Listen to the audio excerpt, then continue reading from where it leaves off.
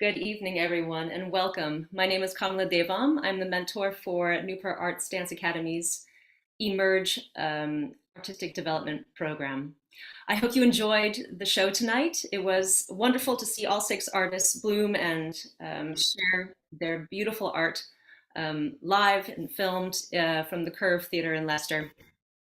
As people come in, I'm just going to talk a little bit about the Emerge program and introduce our facilitator for tonight's Q&A, Sooraj Subramaniam. So the Emerge program is an artist development and mentorship program initiated by Leicester-based Nupur Arts Dance Academy and is the vision of the wonderful artistic director Smita Vodnikar. Smitaka, as I call her affectionately, first initiated this program in 2021 in the middle of COVID and invited me to co-curate and mentor six South Asian and contemporary dance artists whom we chose from a national call out. And so we're proud to say that many of those artists now have gone on to receive Arts Council funding, join national touring companies, and perform the solos that they made and emerge to many more audiences. This year's call out to apply for the program was even more successful, and it was even harder for us to choose the cohort you saw perform tonight, but I can safely say that I think we chose wisely. This year's dance artists are Jasmine Mann, Kavya Ayaramalingam, Divija Malali, Durga Tilak, Shriya Sharma, and Hiten Mistry. Over the course of just 5 weeks, I had the pleasure of mentoring them in an immense project to create their own 6-minute dance solos from scratch. And just guiding them and challenging them to develop their unique choreographic voices and supporting their creative efforts in original sound design, poetry, and dance filmmaking. Additionally, this program also gave the artists overall professional development by providing one-to-one sessions with industry professionals in the fields of lighting design, photography, and videography. And each artist was also offered a bursary. So Emerge is supported by Arts Council England, and we were filming there in the Curve Theatre in Leicester. Now I'd like to introduce our facilitator for tonight's conversation, the inimitable Sooraj Subramaniam. So just a little bit about Sooraj. He's an Australian-Belgian dance artist of Malaysian Indian heritage. He began training in Bharatanatyam and ODC in Malaysia and studied classical ballet and contemporary techniques from Western Australian Academy for the Performing Arts. As well as presenting solo classical works, he continues to collaborate with companies and independent choreographers and is building a name for himself as a choreographer internationally. Currently, he lives in Ghent, Belgium. I just want to say, as a friend of Sooraj, it's such a pleasure to have him lead this Q&A tonight. We've danced with each other in many different companies in the UK and abroad since 2012, I think. And most recently in Sita Patel Dance's Rite of Spring on Sadler's Wells main stage, sweating it out there together. And amongst other facets of his talents, I'm a huge fan of his dance writing and don't really know any other artist who is more holistically knowledgeable than he is. So please welcome Sooraj Subramaniam. Thank you, Sooraj. Thank you, Kamala, for that wonderful introduction. Not sure that I wholly deserve it. Congratulations to the artists of the Emerge project. Congratulations, Smita, and welcome to this Q&A. Much privileged to be able to host this conversation today. I'm going to jump right into it and just have a free-flowing conversation with each of our artists in turn. Just for the sake of clarity, for my clarity, and also hopefully for the audiences, I'm going to go down in sequential order in the way in which the films were screened. So I'm going to be starting with you, Jasmine. Congratulations on the work. It was really actually it sort of set the tone for the rest of the movies to come, talking about how you're viewed, essentially, what the view is, whether you're seen from the outside, by what definitions people see you from the outside and what definitions you use for yourself. I was looking at each of your introductions on which was shared on Facebook prior to the screening of this thing. Just very quickly, you mentioned that you were creating this work emerging from an injury. I'm curious about that because, as we all know, the body is our instrument, and it's vital to how we create and share work. How did the injury affect the making of the work, if at all? I mean, the injury was, oh, firstly, thanks for that. And yeah, thank you for that introduction. Yeah, I think recovering from an injury is different for everyone. For me, it was a long mental battle as well as kind of physical pain and discomfort. So when I approached the project from the outset, I was actually quite nervous and worried that I wouldn't be able to deal with the physical intensity, to do my best, which is always something that I strive to do, maybe over the top. So yeah, I think that I was more gentle with myself than I have been previously. And I hope that came across in a way, because the topic itself is one that's mixed with some kinds of violence in a weird way. I feel like other people might kind of understand that from their own lived experience. So in all of these, in all the weeks and all the mentoring sessions with Kamala, I think we really tried to find an openness and a gentleness to the work and to myself, that gave me permission to not strive for as something that's unattainable. So yeah, that's how I approached it. It's nice that you mentioned this kind of gentleness in approaching the work, because yes, you're right. It is obvious from the way that you've chosen the movement vocabulary. You're dealing with a deeply personal, but also sort of like a globally sensitive topic, and you've done it reflectively and with a lot of repose. How did you go about settling on the movement vocabulary? Because, for example, the use of paint to draw down your middle clearly dissects your body, and that's an obvious reference to feeling sort of, the dichotomy that's facing you. But the rest of the work is quite interpretative. So just wondering how you settled on the movement vocabulary for the piece. It was a really interesting process and different to something I might have done before. And I think it was guided a lot by Kamala. We focused a lot on improvisation. We focused a lot on conversation. Kamala might then extract something from that and give me a stimulus. I think I did some 5 minutes and 10-minute improvs. And I think that the longer you do that and the more you do that, something emerges quite naturally. And that was also part of the gentleness about not forcing kind of a vocabulary on myself, derived from my training, influenced by my injury. I really wanted to come with something new that I surprised myself actually. So yeah, I think that working in this way so closely with one mentor, it really does influence your process, and the space and the time to have those conversations that can be vulnerable and intimate and deep. That is something that I really will cherish about this process, and I really don't think that the work would have come from another kind of process. Yeah, and I hope that answers the question about the movement. Yeah, I think so. No, certainly. It's nice to hear the process through which you develop those things. And definitely the sort of vulnerability that you talk about definitely came through with the minimalism. There was a lot of honesty in that, and so that definitely came through.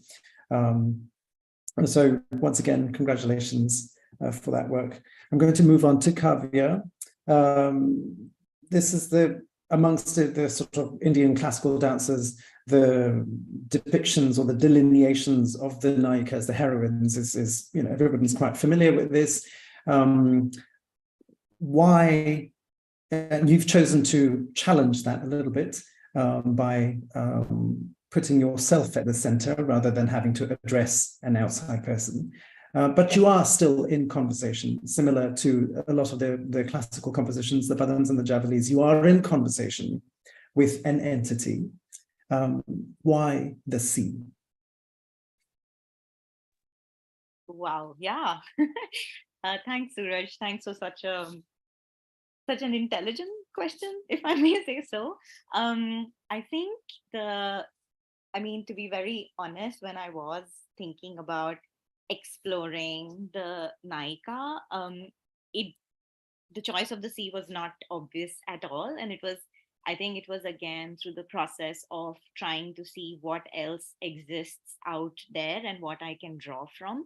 And there was this poem by Kamala Das, who's one of the very popular feminist writers from India. And somehow that poem was the reason I decided to say, okay, like that could be an inspiration for me.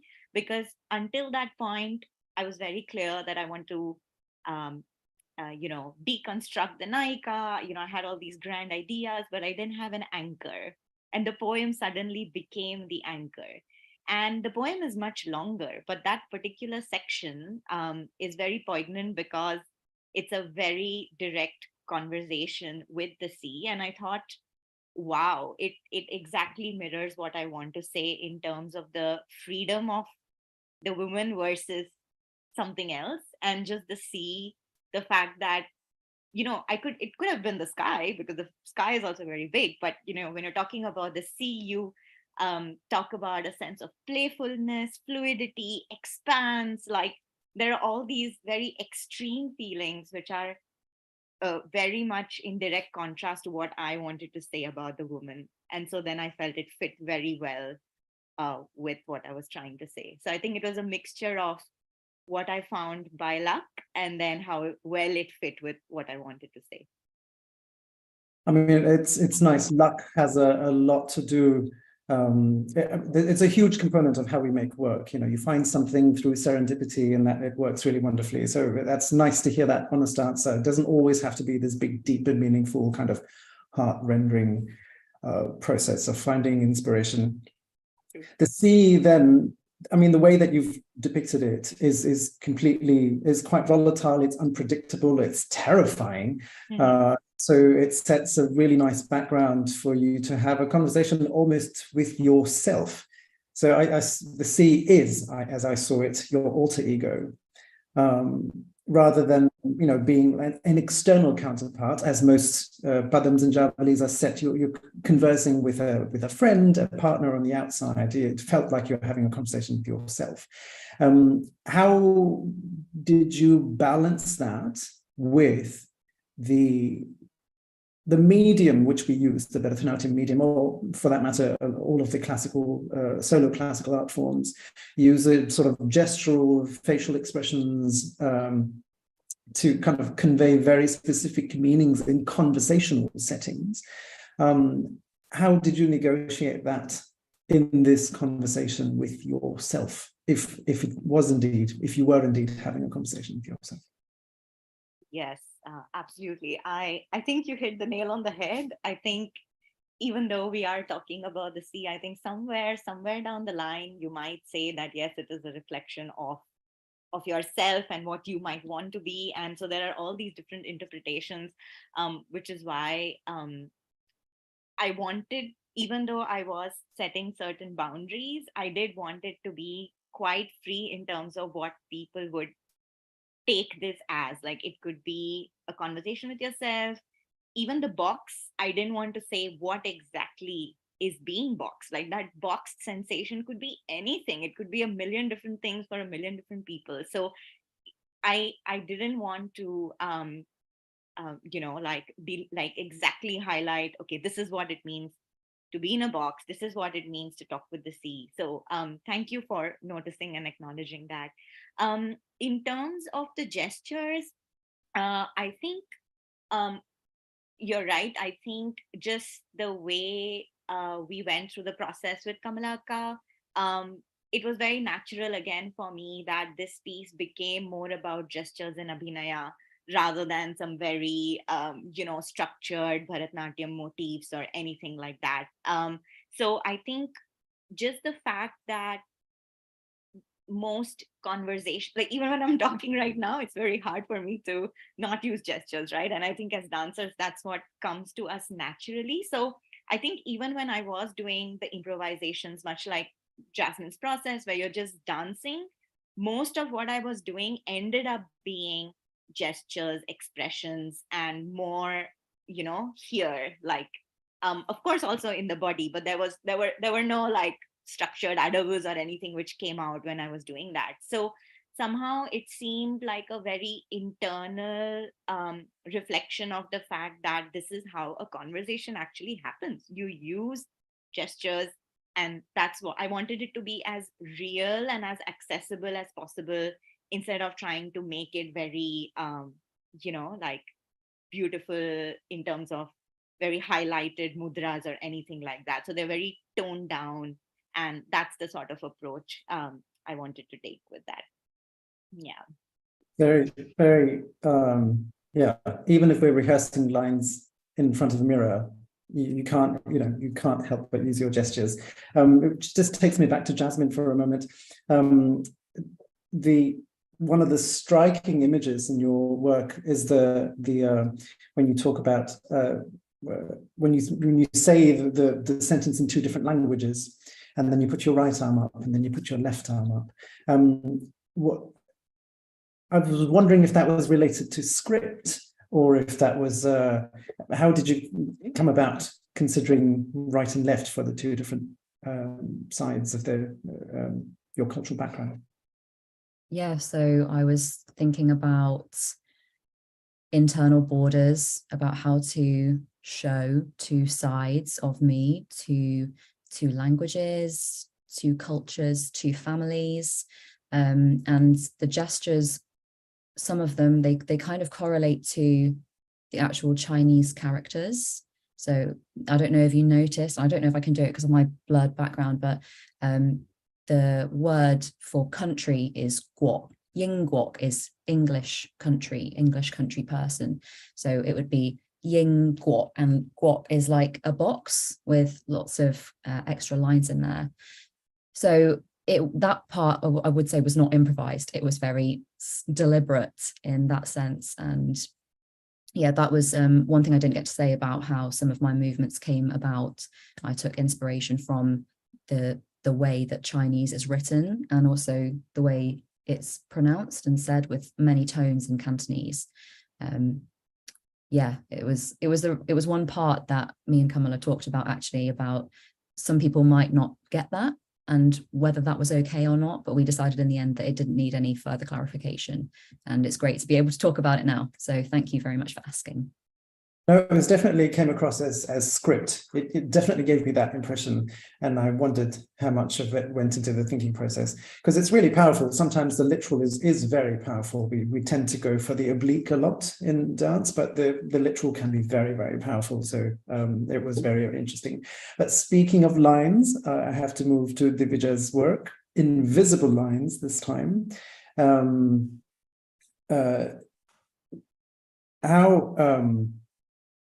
When you were choosing to do the work, clearly you probably knew from the onset. I'm going to talk about the filming, for example.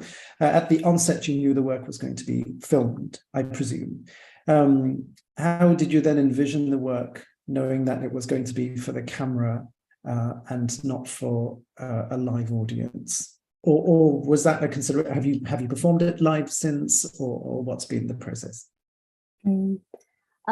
So yeah, actually, I don't think we considered that it was being filmed till quite the end. So a lot of the decisions we just made, just thinking about the piece and the work. And yeah, so I think with the tape, initially we were like, oh, we can create borders with light. And yeah, then I think we just started realizing that that wasn't going to happen really well. And we thought, yeah, like you said, just using the literal, just use a tape and make an actual line, and yeah, just show it clearly. So I think, yeah, a lot of it wasn't thought about. Yeah, I didn't think a lot about that it's going to be filmed, but yeah, it was a very last minute thing.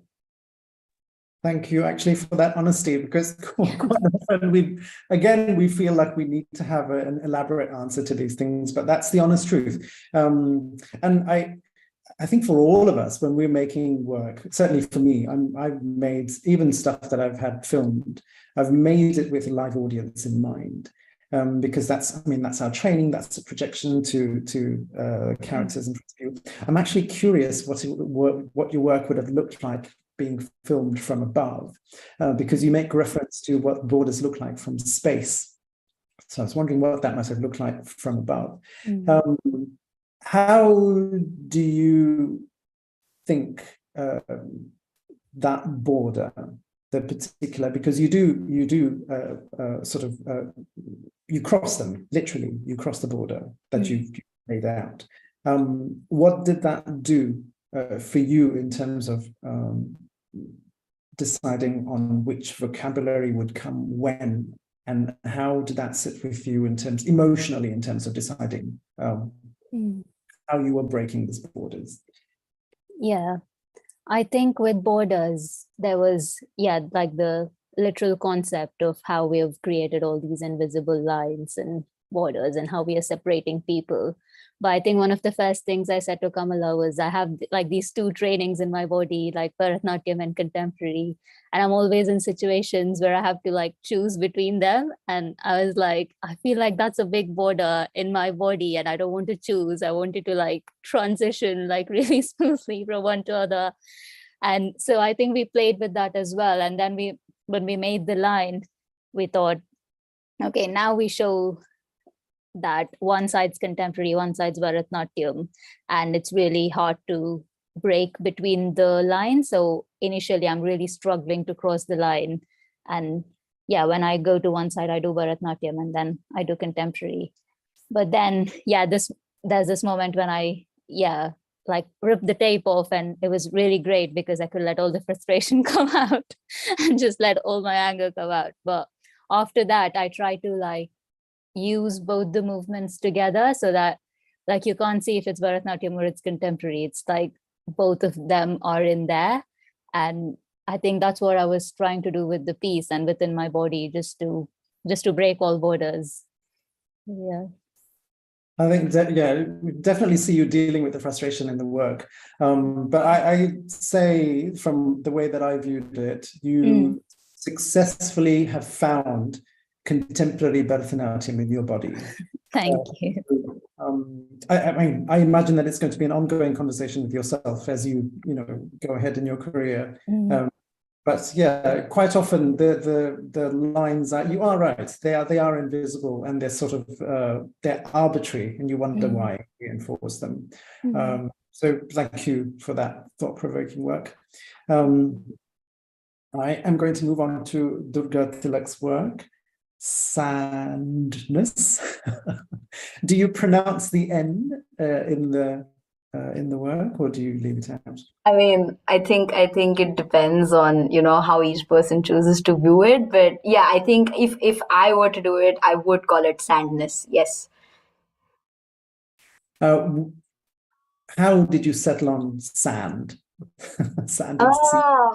Okay. So that's been quite a journey to get there, actually. So initially, the idea was to explore whether one can associate a certain geometrical shape or a certain kind of a drawing or something visible with emotion. And that had been an idea that had been playing on my mind for quite some time. Can I look at, say, joy as like a pop of like the bursting kind of color, or like can I associate anger with like a pyramid kind of a structure, like how it feels for me and whether I can visualize that really.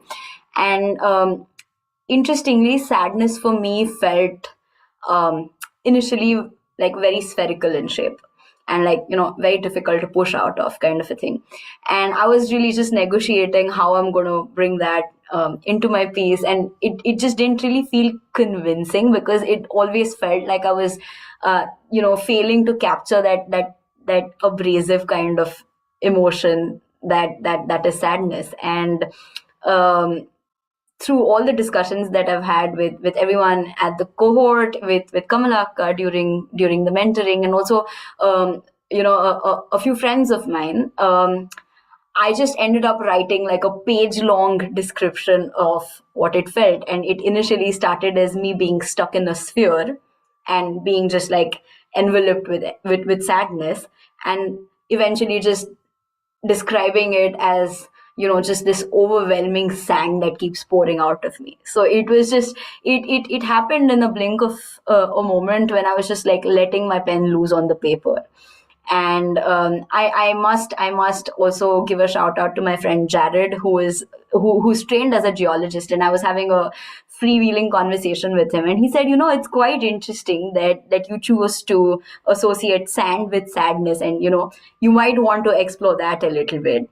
And that's how I began digging into the properties of sand and discovered two of its forms, which I found were very fascinating. So yeah, that's how it happened.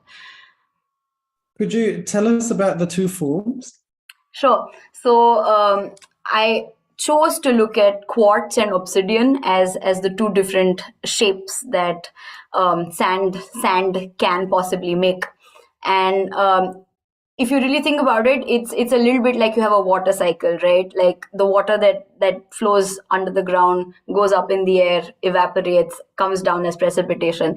It's something very similar to that. So it's like you have sand one moment, it crystallizes, it becomes a certain form, it takes the shape of different kinds of rock, which has different properties, and then they basically disintegrate to go back to the earth as sand again, right? So I chose to look deeply into obsidian and quartz because essentially they're both sand, but they're very different in their properties. And although they've undergone the same kind of exposure to heat or to pressure or cooling and melting and stuff like that, they both metamorphose very differently. And I just thought that was quite interesting because the way each of us deals with sadness is so personal and unique to us. We don't know the twists and turns that each of our personal journeys is going to take. And although we can say that the circumstances that many of us face they belong to the same category of circumstances, more or less, in varying amounts, of course. How we respond to it is so shaped by who we are and our influences on the personal level. So it was an attempt to find some kind of coherence with the characteristics of obsidian and quartz. So obsidian is dark, it's brittle, it's something that you can't touch without it cutting you. And then there's quartz, which is very, very soft to touch, that's transparent, it's very ordered in its structure. So yeah, that was basically how I tried to associate the two ideas. It feel like from what you're saying, clearly there are many other forms of sand. Yes. Metaphors for many other forms of expression of sadness. Yes. So it's nice that you haven't got an argument with this dichotomy that you present, but you're making an observation of it. Yes. I'm wondering if you had a dichotomy between your choice of when to do nritta, abstract dance, and when you chose to do nritya, sort of expressive dance. Were they related to the two different types of sands? And if so, how did you decide which and when? I think here I must really credit the whole pedagogy that I've had the fortune to learn for quite some time now. Because if you really notice, I tried to stick to the format of a traditional kind of a narrative that you'll see in many pieces across the Bharatanatyam Margam, where you have pieces where you're speaking through your abhinaya, where you have ideas that are being spoken through gestures or through a kind of storytelling, and then they are interjected by certain nritta or pure dance pieces. So I think the only thing that I did or pushed myself to do was try to find some kind of an interpretative aspect even in the nritta. So the jatis were almost like pockets where I was trying to bring out the character of both these kind of forms.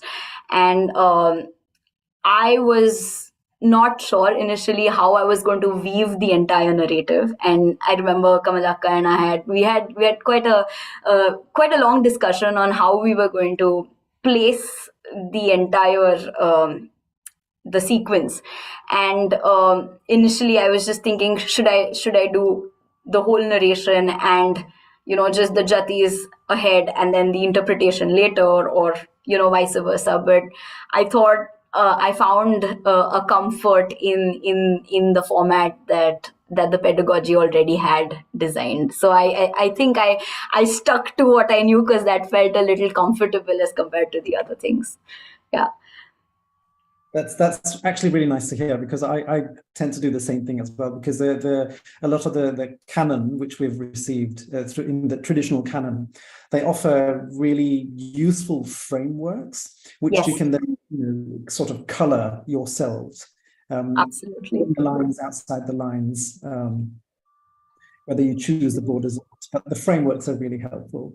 Yes. I've noticed that thus far, the works that we've spoken about have all had some form of text, spoken word, through all of them.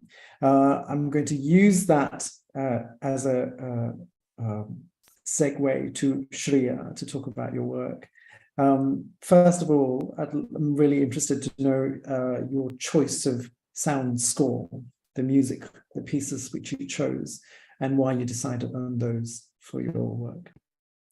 So the song I chose was actually, it's a choral song that my older sister showed me. She showed me the song, and I've been listening to it for years, and I've always loved the song. But when it came to thinking about the best way to address my piece, I actually listened specifically to the lyrics.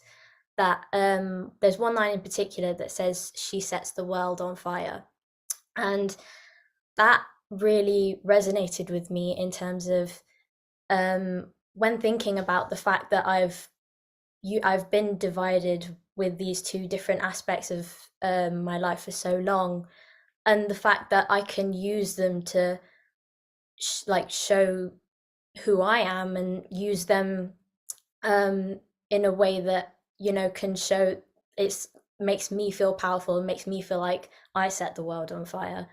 And so that was the thinking behind the music. So what does set the world, or at least the stage, on fire is a dancer also picking up an instrument and starting to play and put all the rest of us to shame. Did you play it live? I couldn't be sure. Did you play it live as part of your recording? So I actually recorded myself playing the violin and singing over the track. But also actually on the day of filming, when as we were recording, I did actually kind of play. I think you can see my fingers moving as well on the violin as well. I was playing in real time as well. So that was certainly a challenge. I've never ever done that before, but yeah.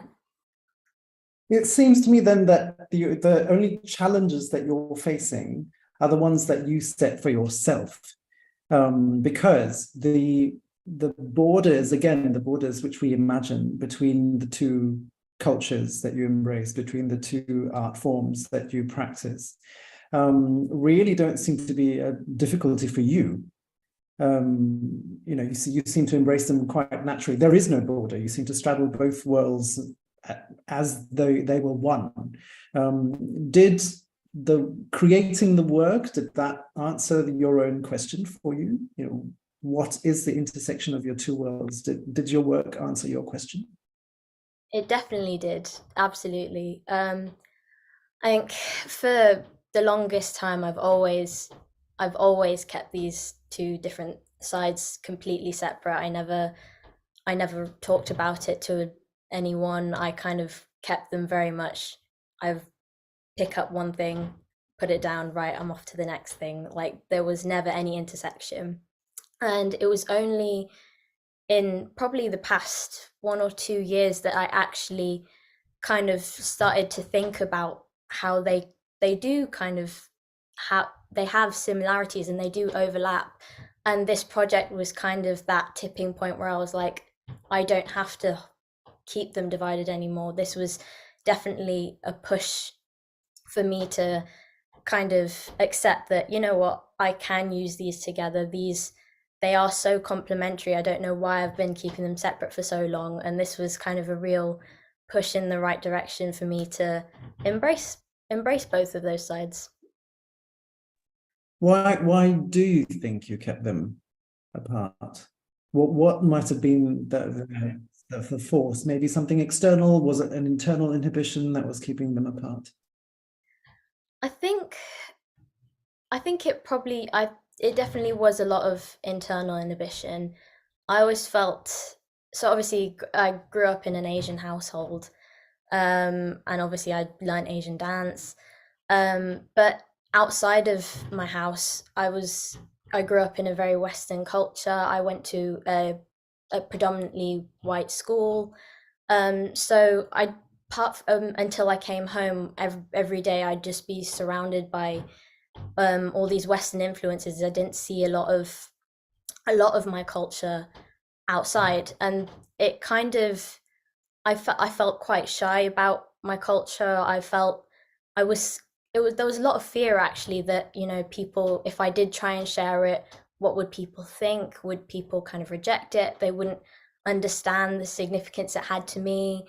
Um, and it was only, yeah, it was, as I said before, it was only the past 1 or 2 years that I actually thought, you know what, that makes me unique in this crowd, and that's not something I should be ashamed of. It's not something I should hide. It's actually something that I can celebrate, and I can encourage others to, you know, see how much it means to me. I have a question from an audience member that's directed to you, Shreya. So the question is, the lighting seemed to dance and respond to Shreya's movements seamlessly. Did she design it herself, the lighting? Yes, I did. With a lot of help from Jay, who was a massive help. He taught us all about the different lighting techniques and all that sort of thing. But yeah, I on purposely designed the lighting so that I wanted it to change and reflect how the piece was changing throughout it. So at the beginning, it was especially with the coloring, it was quite white and like stark and a cold color.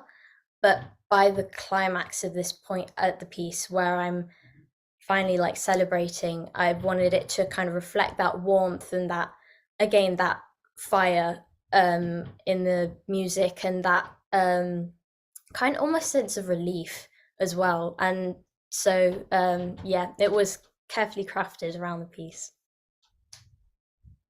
Again, beautiful, very, very beautiful. Congratulations. Moving on to Hiten.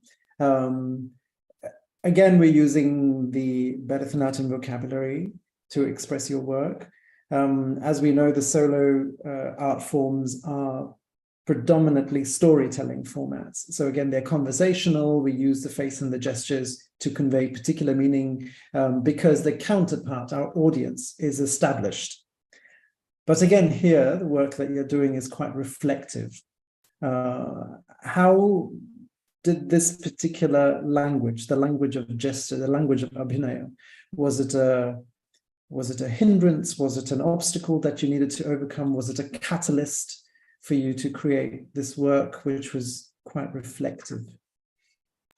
Wow, that's a fantastic question. Simple one, but a very, I think, hard one to answer, because for Bharatanatyam dancers, gesture seems like the obvious thing, because we express with them, we dance with them in Nritta, and of course in Abhinaya.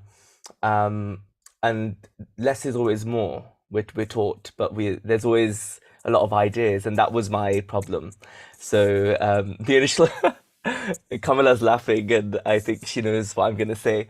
My initial problem was I was full of ideas and I was full of conversation, and my sessions were a lot of me talking and Kamala listening, and then the sort of the conversation from my part reducing, and then Kamala had a way to get in touch with me, and then sort of that's how the ideas of this piece really emerged.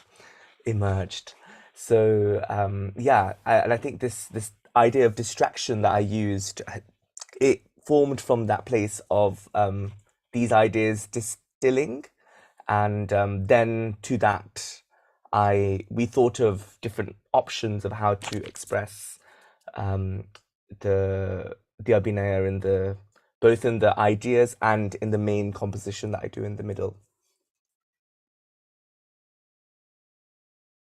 Sorry, can you hear me? Are we still? Yeah, okay, sorry, momentary.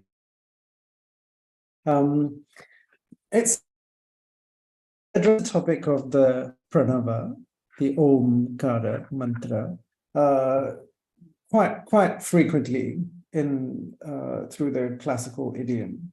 But it is one of those sort of metaphysical concepts that's actually quite larger than life.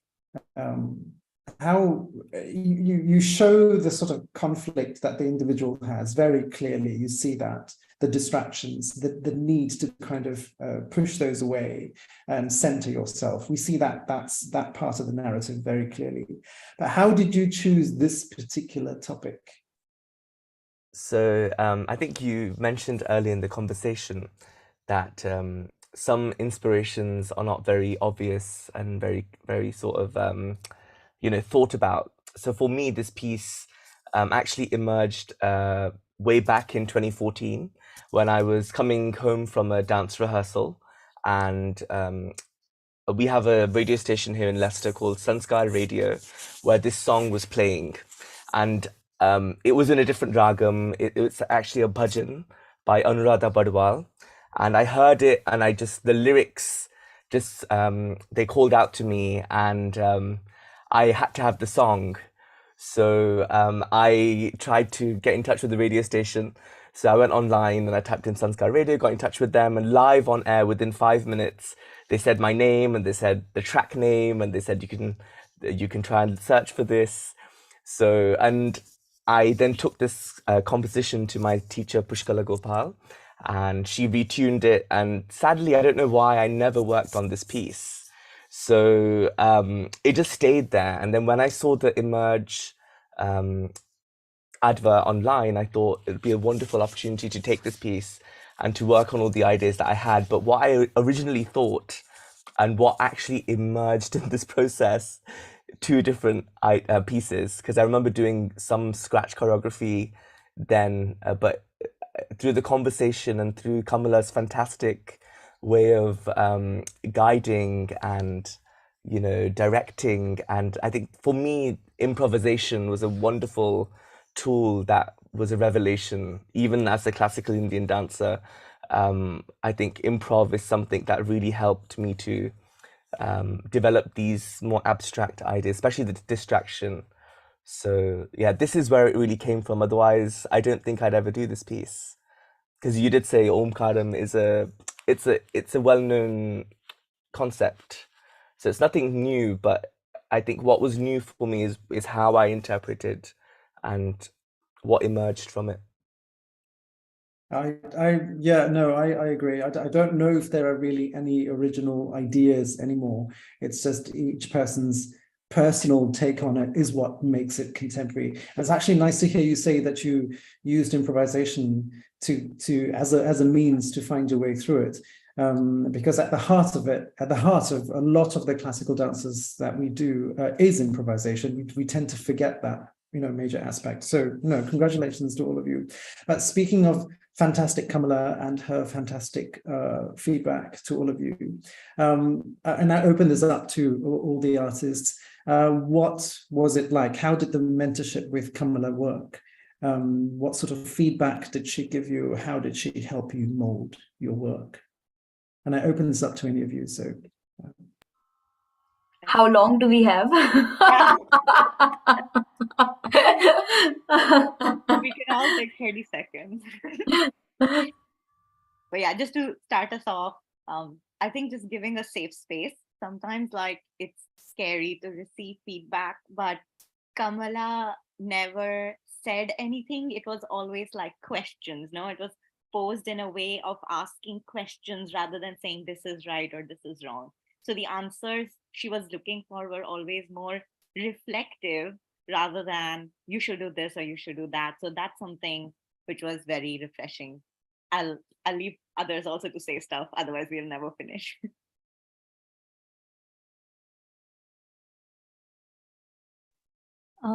Kamala is also like a fountain of ideas. Like sometimes when you're getting stuck, she just comes up with maybe you can, maybe you can, maybe you can. And then you want to like try everything and try so many things. And then, yeah, you just have so many new ideas and yeah, just movement vocabularies in your body. And yeah, it's great. And that's one of the perks of having Kamala having had her experience being a dancer herself and her years of teaching and choreographing and all of that. But also, I think having a slight distance from the work because you're creating it, so that leaves her free to see it from the outside and sort of generate questions for the rest of you. Did anyone else get asked any hard questions when they were making work? I think for me, it became quite personal.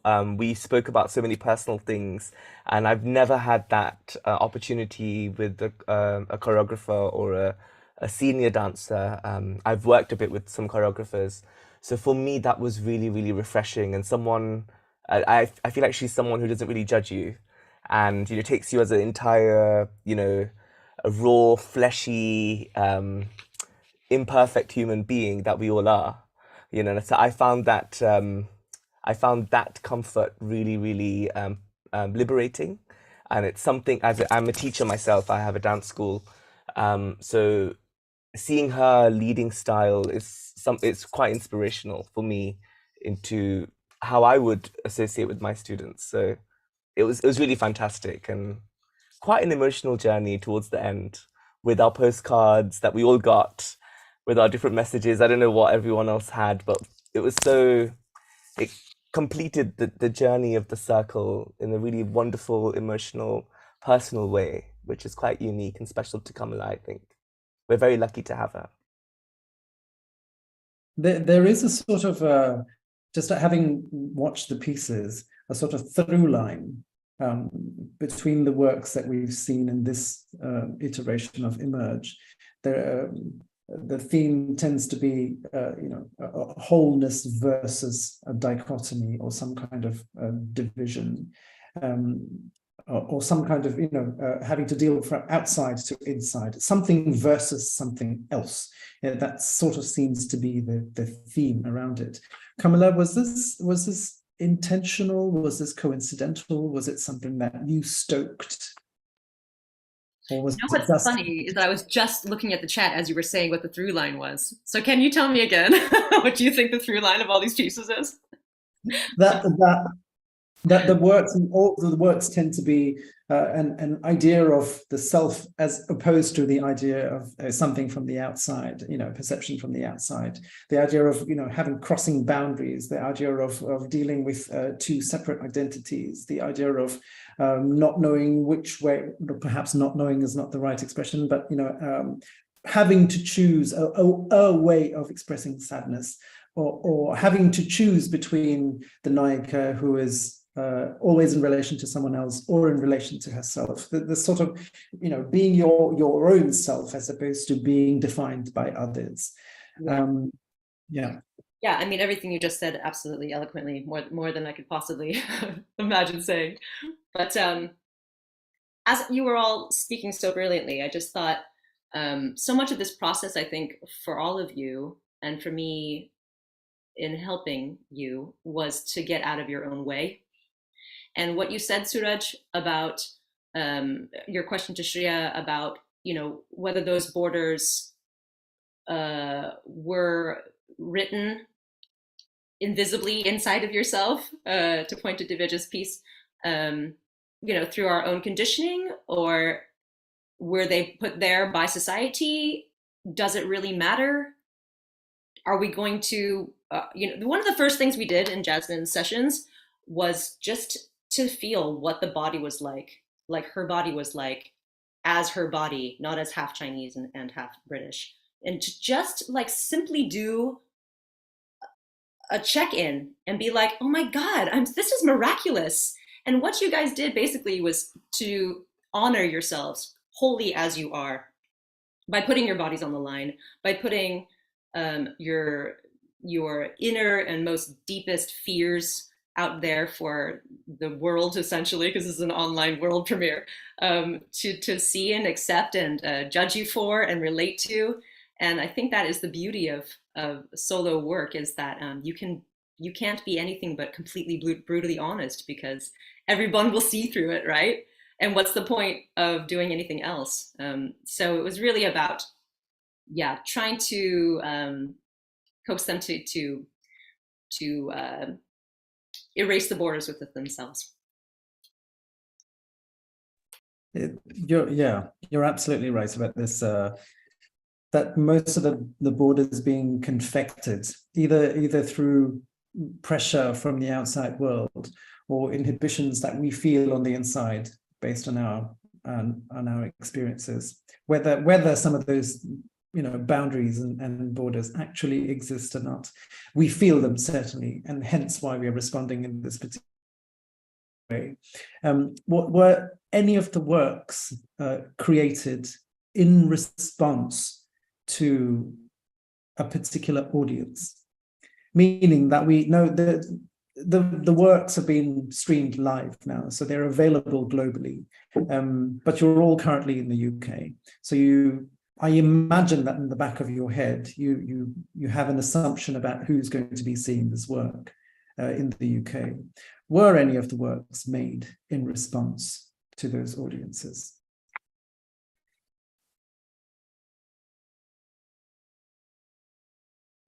I'll give you an example. Where I've had to consider, so vast amount of repertoire from the classical idioms, Bharatanatyam. Some of the works filled with a lot of very, very detailed, very particular references to other tales, for example, mythological stories.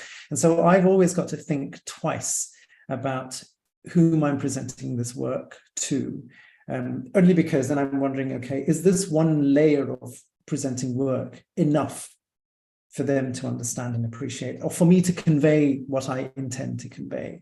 That's one example of having to consider whom I'm presenting the work to and how I might do it. Were there any such things that went through your minds as you were creating work? Oh, sorry. I was just going to say, in terms of the way that I titled my work, that was a consideration. The piece is called Wholesome, and the character that you would have seen is the symbol for heart, which sounds like some in Cantonese. So actually the piece is Wholesome. And me and Kamala had many conversations. This was not predominantly for a Chinese audience, although my family are watching. So they would have got that. And my friends who are also mixed race, they would have also got that.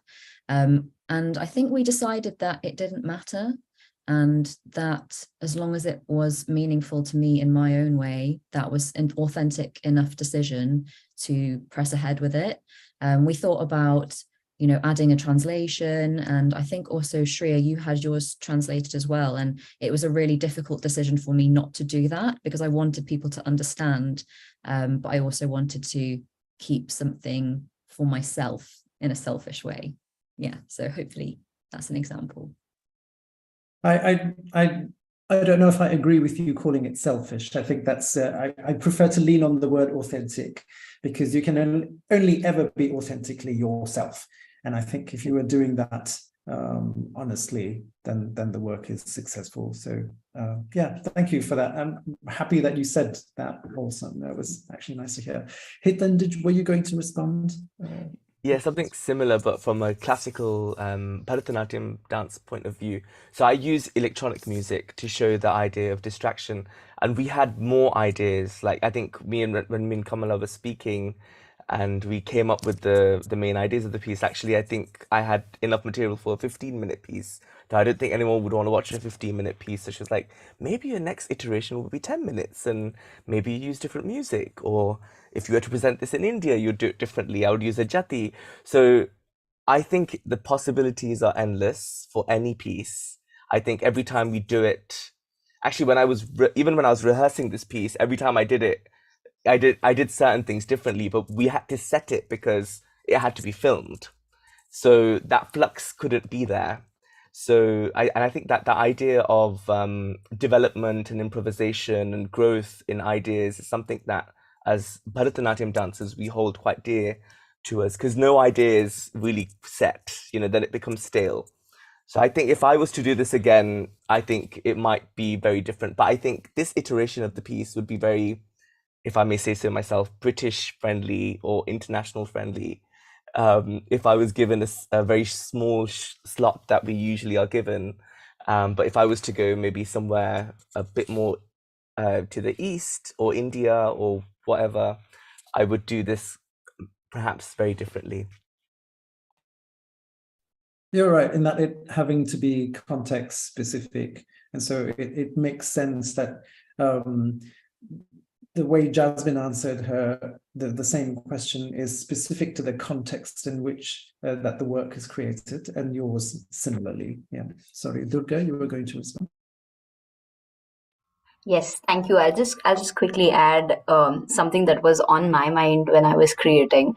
I was very keen to write original poetry for my piece, because that's something that I really enjoy very, very deeply. And having grown up and having gone to an English medium school, it was naturally very easy and comfortable for me to express my thoughts in English. And I would say that the movement parallel to that was Bharatanatyam. So for me, it was almost like going to two safe spaces and using the grammar and the idiom that both of them offered.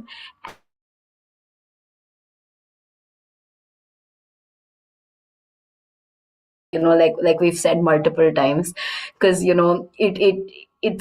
was very, very tempting to go down the usual self-critical path, but yeah, like thanks to that safe space that she created, it was more of an exploration for me to see how both the languages that I've had passed down to me, how they interact in a new creative way. So I wouldn't say that the piece that I've done is Bharatanatyam, because there's just so many contexts that you have to add when you can claim that something is Bharatanatyam, right?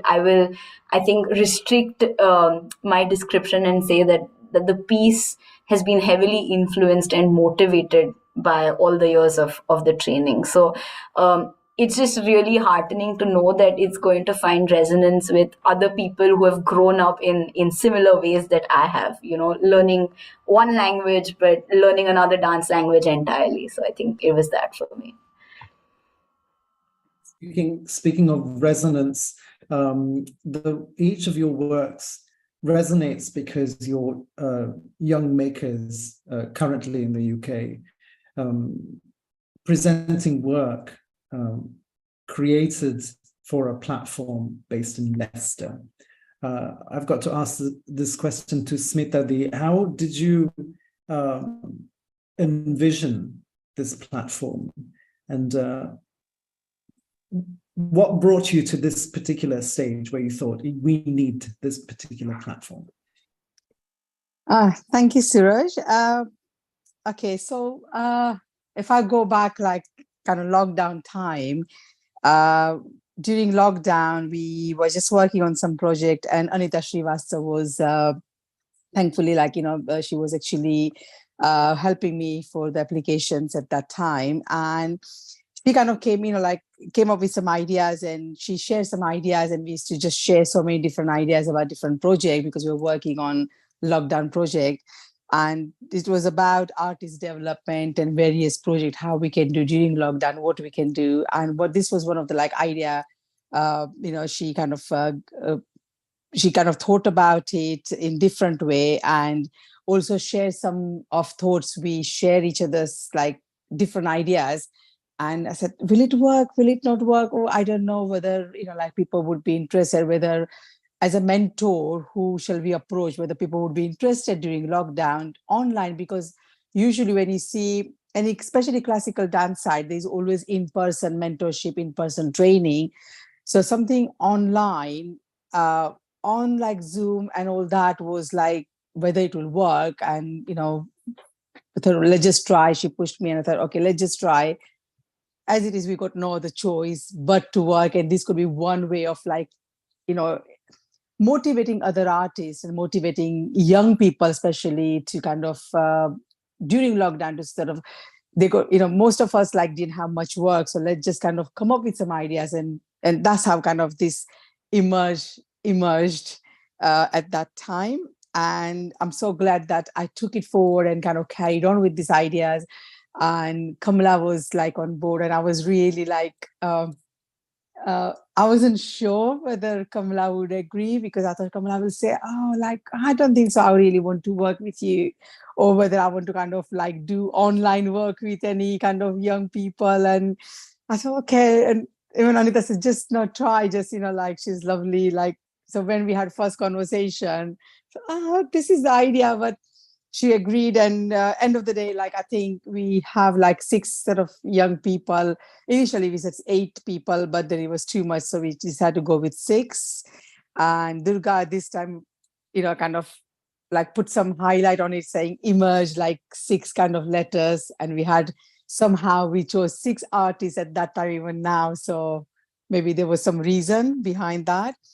But just to kind of give young people more motivation, stepping stone, because I know it's so hard, particularly, when the young artists or emerging artists or new artists, when they come to actually create their identity, just to kind of get to know that who they are, and to get more work, it is difficult unless somebody create platform for them, unless somebody kind of said, yeah, there is a talent, give them the stepping stone, and then like give them that encouragement as well. So that was kind of idea behind this.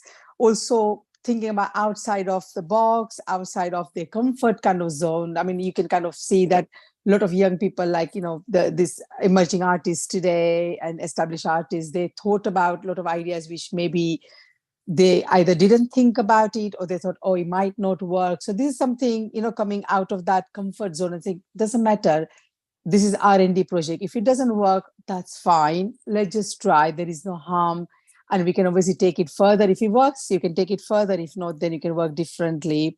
So, I'm so grateful to have Kamala on board. Of course, Jay Mojaria, such an amazing lighting designer, but also mentor, who really mentor everyone within such a short time, given them the ideas of how the lighting works and how the lighting is so important for dancers, for any kind of theater work, whether it's for film or whether it's for in person, but it's so important. So I'm sort of saying thank you to him, that he really, really helped them. And Kamala, I mean, she helped each artist to bring their vision alive, and gave them so much confidence. And I got a lot of other things as well, but I will come back to that afterwards. But going back to like your question, Sooraj, that and I want to kind of, the more I see artists work, I get more motivated, and it also pushes me more to say, carry on working. We need to do a lot more work as an organization. I think we need to provide a lot more platform, a lot more kind of encouragement, a lot more support has to be given to artists to say, yeah, there is a full-time work, and art is, you can take it further. It's not just hobby where you just kind of do somewhere like 1 hour, 2 hours a week and forget about it. So maybe all the parents will agree as well with me. I mean, it is a lone path that we tread quite often, being performing artists. So it's actually quite warming to hear that you were inspired enough to create the platform, and both your and Kamala's generosity has brought this artists together, particularly when we all, I suppose, we're all sort of floundering during the COVID years, feeling quite alone. And so rather than just kind of putting the onus on individuals to just have self-governance, it's through momentum, collective momentum, that we motivate each other. So that's really heartwarming. I'm going to use this opportunity to congratulate all of you and wish you all the best on your journeys onwards. I'd like to thank my dear friend Kamala, who's has been as much a mentor to me as she has been to you guys, to Smitaji for kind of just coming up with this brilliant idea, and providing the platform. Yes, we need more platforms. We need more people with the know-how, people who are established, people who've been in the industry for a long time to kind of share their secrets and provide the platforms to generations that come along. I mean, how are we, each of us, going to learn? We can't sort of wait around until we get that perfect job. And these are the kind of really the character building platforms which allow artists to fail. There's an expectation that the next thing that you do has got to be perfect once you're on stage, but we need to have the room to kind of go back to the board and kind of erase things and edit and redraft and do all of that. And so very, very happy to see that this platform is providing that opportunity. So with that, I will say thank you and good evening, and I will pass on to the team at Nupur Arts to conclude. Thank you so much, Sooraj, for facilitating this wonderful hour of insight. Again, so knowledgeable in your own right to be able to ask the right questions, yes, to get the answers that we're all wanting to know about. Once again, thank you so much to Smita for her vision in creating this amazing program. I know that I can say with the Emerge cohort from 2 years ago, we are continuing our legacy of putting out opportunities for them, and we will continue to do that with this cohort as well. We will always be behind your backs and helping you with the next step. Thank you also to Suhani Danki Modi, who is an amazing program manager for this, has done an amazing job with marketing this online premiere, from the filming to social media to the timeline, and also to Associate Director of Nupur Arts Dance Academy, Shreya. She has been our rock through this as well. Thank you to photographer Simon Richardson, Greta and Eddie, who did an incredible job with the filming at Curve and the editing of this beautiful program that you saw tonight. And to Curve and Arts Council England for their support, with which this would not have happened. Thank you so much. Yeah, I would say that Arts Council England, without their support, without the funding, this wouldn't be possible. And also wanted to say thank you to Curve for providing support to us as well.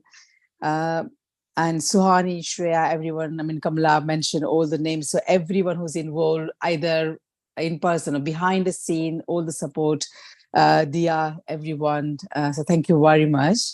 And I'm not sure, Suhani, whether we got any audience wants to ask any questions as well. Smita, we addressed them all to Sooraj, and he has very, very seamlessly asked them to everybody. Thank you. Thank you. But thank you very much to all our audience who watched Emerge film, and it will be like now we can just share it to as many as people possible. And it's also going to be shared on the Sunday, 23rd of July at in Leicester. And on twice it will be shared at it will be at Curve. The film will be shown again by Indian Summer. So thank you.